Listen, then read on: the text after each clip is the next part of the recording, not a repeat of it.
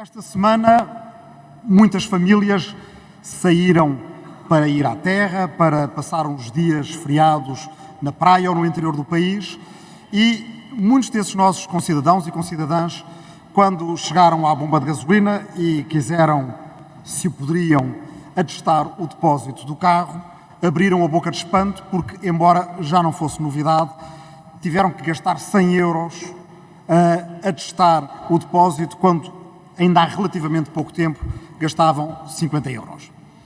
Muitos desses nossos concidadãos sabem das causas próximas do aumento nos preços dos combustíveis e acham que elas estão lá longe, algures na Europa de Leste, na guerra na Ucrânia ou mais longe nos campos petrolíferos da Sibéria ou do extremo oriente da Federação Russa.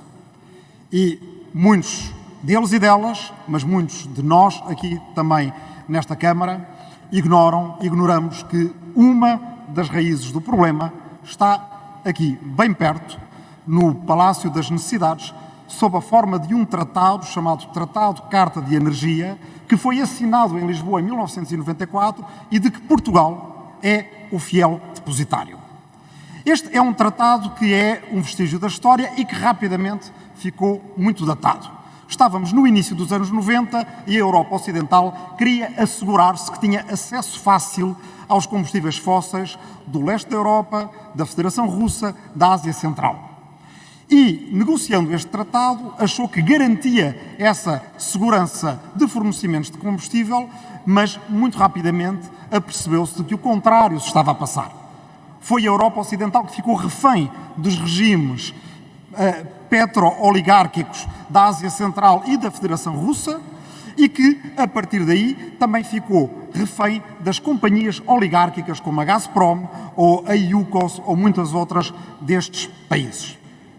Mesmo em relação à Federação Russa do Sr. Vladimir Putin, que faz deste tratado uma utilização puramente cínica, porque a Rússia não é signatária do tratado, aplica-o provisoriamente, mas utiliza as companhias como a Gazprom e a Yukos para processarem Estados, para assim recolherem indemnizações que são depois encaminhadas para as famosas carteiras de Vladimir Putin.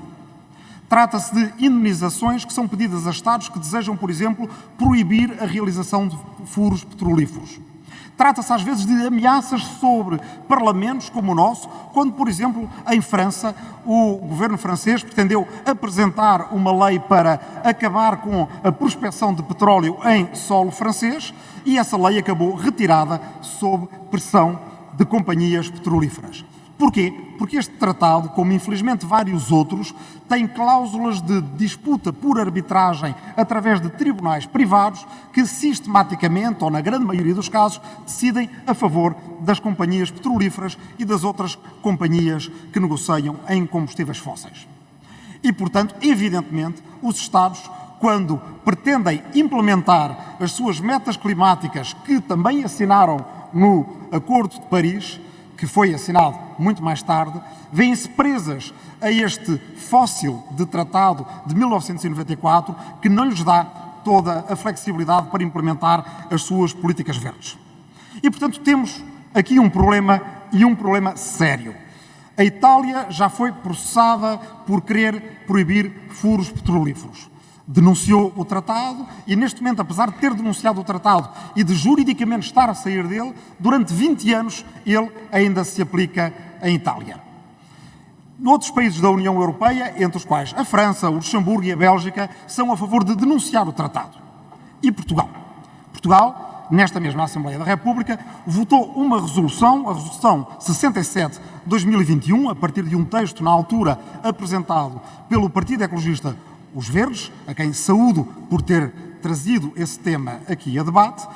Resolução essa que tem um título muito claro. Recomenda ao Governo que rejeite um tratado da Carta de Energia incompatível com os compromissos ambientais e os interesses da população. Recomendando ao Governo que promovesse um amplo debate sobre o tratado da Carta de Energia, de modo a permitir avaliar os seus reais riscos para o ambiente e os interesses nacionais. A pergunta é simples. Alguém tem dado por esse amplo debate? Claro que não. Qual é a posição do Governo acerca deste tratado, Carta de Energia? A posição é que acompanha os esforços da Comissão Europeia para modernizar o tratado. Ora, esses esforços são, ao mesmo tempo, tímidos demais e ambiciosos demais. Tímidos demais porque, mesmo que resultassem, não acabavam com o problema dos tribunais privados que decidem contra os interesses públicos. Mas ambiciosos demais porque, precisando de unanimidade, é óbvio que nem esses esforços de modernização da Comissão Europeia chegarão a bom porto. É, portanto, importante dar o exemplo.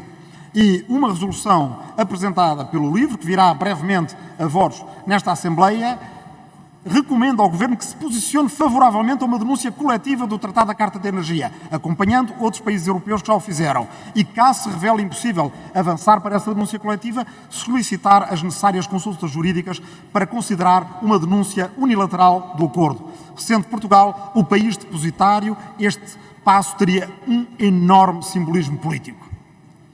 O Tratado da Carta de Energia é apenas um dos problemas, mas é um grande problema. Ele é o início da nossa dependência em relação a regimes que, por dependerem eles próprios das fortunas conseguidas nos combustíveis fósseis, facilmente se tornam regimes oligárquicos e autoritários. Para uma política que seja de descarbonização, mas que seja também de uma descentralização em termos de produção de energia, de uma verdadeira democratização energética de que nós precisamos na Europa, de uma soberania energética portuguesa e europeia, é preciso dar esse passo e, portanto, é preciso denunciar o Tratado da Carta de Energia. Muito obrigado.